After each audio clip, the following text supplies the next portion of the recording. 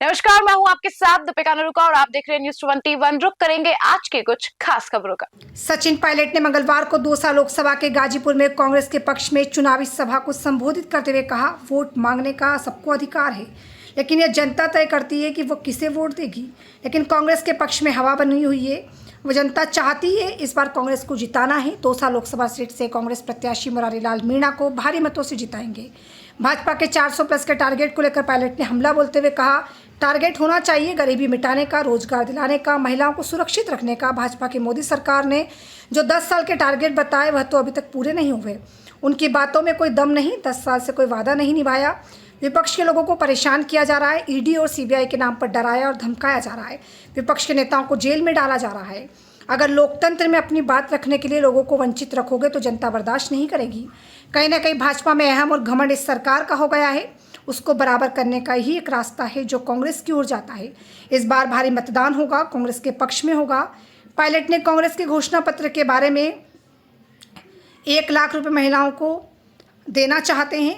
राहुल गांधी लोगों को जोड़ने के लिए भारत जोड़ो यात्रा निकाल रहे हैं। न्याय यात्रा लोगों के दुख दर्द को बांट रहे हैं और उनके दुख पर मरहम लगाने का काम करते हैं, जबकि भाजपा का काम लड़ने का, झगड़ने का काम है। लोगों को मजहब के नाम पर, धर्म के नाम पर भाजपा लड़ा रही है। जनता सब समझ गई है, जनता समझदार है, लेकिन अपनी बात को मतदाता मत के माध्यम से भाजपा को जवाब देगा।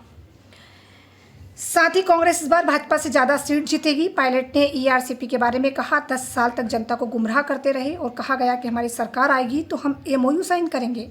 यानी वह जनता को गुमराह करते रहे और अगर जो एमओयू पर साइन हुए वो जनता को सार्वजनिक भाजपा को करना चाहिए। भाजपा के भाषण तो सुन रहे हैं, लेकिन एमओयू में क्या लिखा है? सार्वजनिक करना चाहिए। भाजपा ने एमओयू कर लिया, लेकिन यह आज तक नहीं दिखाया कि दौसा लोकसभा सीट के लिए मैं जनता से विनम्र भाव से, आदर्श से, सत्कार से वोट मांगने की अपील की है। बाकी अधिकार जनता का है। इस बार मेरा यह मन नहीं कहता कि कांग्रेस इस बार दौसा से नहीं जीतेगी। सचिन पायलट से पूछे गए कि राजनीति में सांप, नाग, मामा, बुआ, फूफा आ रहे हैं। इस पर उन्होंने जवाब दिया कि राजनीति में अपनी भाषा का सही इस्तेमाल करना चाहिए, विरोधियों का भी मान सम्मान करना चाहिए। जनता हमारे भाषणों को, हमारे कहे गए वचनों को सुनती है। वचनों का प्रयोग सही तरीके से होना चाहिए, लेकिन मैंने अपने जीवन में हमेशा इसका ख्याल रखा। कोई भी इसके बारे में विनम्रता और भाव हमेशा सही रखे हैं। 12 तारीख को योगी जी आ गए, स्वागत है। सब लोग नेता आएंगे, अपनी अपनी बात रखेंगे। जनता को निर्णय करना है कि वोट किसको मिलेगा, और लोकतंत्र में वोट मांगने का अधिकार सभी लोगों को है। लेकिन इस क्षेत्र में मुझे लगता है कि एक हवा बनी है कांग्रेस के पक्ष में। हमारे पार्टी के उम्मीदवार बहुत लोकप्रिय हैं और जनता चाहती है कि भारी बहुमत कर उनको दिल्ली भेजें और दौसा लोकसभा क्षेत्र से मुरारी लाल मीणा जी बहुत भारी बहुमत से जीत करते हैं। तो टारगेट उन्होंने 400 पार का ले रखा है और बार बार भाषणों में भी ये कहते हैं कि 400 पार में। तो टारगेट तो ठीक है, टारगेट उनका होना चाहिए गरीबी मिटाने का, टारगेट होना चाहिए रोजगार दिलाने का, टारगेट होना चाहिए महिलाओं को, माताओं को सुरक्षित रखने का, टारगेट होना चाहिए कालाधन को खत्म करने का। जो पहले 10 साल टारगेट थे वो तो पूरे हुए नहीं हैं। अब नए टारगेट आ रहे हैं 2047 का और फलाना और बाकी बातें। इन बातों में कोई दम नहीं है। बात यह है कि लोकतंत्र में जिस प्रकार एजेंसी का दुरुपयोग हो रहा है, देश भी समझ रहा है। निर्वाचित मुख्यमंत्री को आप जेल में डाल रहे हो, ईडी का, सीबीआई का दुरुपयोग कर रहे हो, लोगों को हिरासत में ले रहे हो, विपक्षी लोगों को गिरफ्तार कर रहे हो। अपनी बात रखने से लोगों को आप वंचित रखोगे तो जनता भी इसको बर्दाश्त नहीं करेगी। मुझे लगता है कि कहीं ना कहीं अहम और घमंड इस सरकार में, केंद्र सरकार में बहुत ज़्यादा बढ़ गया है। उसको बराबर करने का एक ही जरिया है जमहूरियत में, और जनता है। इसलिए जब वोट पड़ेंगे 19 तारीख को तो भारी मतदान होगा और कांग्रेस पक्ष में। सर, लगातार कांग्रेस के एमयू पे लगातार सवाल उठा रहे हैं, हमलावर हैं, लगातार कह रहे हैं कि ये तो देश तोड़ने का एमयू है। नहीं तो अगर हम एक हर गरीब परिवार को लाख रुपए देना चाहते हैं, एमएसपी पे कानून बनाना चाहते हैं, 30 लाख नौकरी देना चाहते हैं, नरेगा का जो पेमेंट है उसको 400 रुपये करना चाहते हैं, इसमें कहाँ से देश टूट रहा है? हम तो जोड़ने की बात करते हैं। राहुल गांधी जी कहते हैं भारत जोड़ो यात्रा निकाल रहे हैं, पैदल चलते हैं, लोगों को गले लगाते हैं, लोगों में दुख दर्द बांटते हैं, जख्मों में मरहम लगाने का काम करते हैं। बल्कि लड़ाने का, झगड़ाने का काम तो भाजपा का है, धर्म मजहब के नाम पर, मंदिर मस्जिद के नाम पर। जनता सब समझती, जागरूक है। और आप आज लोग ज़्यादा नहीं बोल रहे होंगे, लेकिन अपनी बात को वो मतदान के माध्यम से प्रस्तुत। सर, 25 सीटों का आप राजस्थान में क्या बीजेपी से ज़्यादा सीट कांग्रेस पार्टी जीती। सर, पूर्व मंत्री का बयान है, लगातार बीजेपी हमलावर है कि हम काम कर रहे हैं, कांग्रेस ने सिर्फ जनता को बेवकूफ़ बनाया है। तो 10 साल सरकार आपकी थी, लटका के क्यों रखा प्रोजेक्ट को? और जब सरकार बदलेगी तब करेंगे।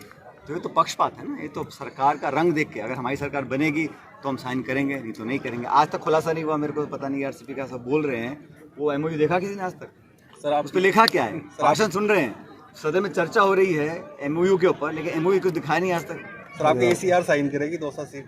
भाई वो तो मैं तो आग्रह कर सकता हूँ, हमने वोट मांगी है और बड़ी विनम्रता से मांगते हैं, हम उस प्रकार का घमंड नहीं है। मैं तो बड़े आग्रह किया है, अनुरोध किया है, विनम्रता से अपील वोटों की है। ये राजनीति करना चाहिए, अधिकार जनता का है किसको वोट डालेंगे, लेकिन मेरा मन ये कहता है कि इस बार दौसा से कांग्रेस पर। सर लास्ट सवाल पूछेंगे, बीजेपी की राजनीति में पहले सांप, फिर नाक, फिर फुआ, फिर फूफा आ गए हैं, इस तरह के देखते हैं 200 में राजनीति में देखो, मुझे लगता है कि शब्दों का प्रयोग बहुत सोच समझ के किया जाना चाहिए और विरोधियों का मान सम्मान करना चाहिए, और जनता हमारे आचरण को देखती है, हमारे शब्दों को सुनती है, तो शब्दावली का प्रयोग बहुत सोच समझ के होना चाहिए। और मैंने जीवन में हमेशा ये रखा है कि हम विरोध भी करते हैं, सैद्धांतिक हो, नैतिक हो, लेकिन ये व्यक्तिगत जो बातें बोली जाती है चुनाव में, मैं समझता हूँ इसको अवॉइड करना। सर मीणा ने पुकला माता की कसम खाई है कि मैं आरक्षण खत्म नहीं होने दूंगा, बीजेपी कभी आरक्षण खत्म नहीं उनके होगा। हाथ की बात नहीं है ना, उनके हाथ की बात नहीं है।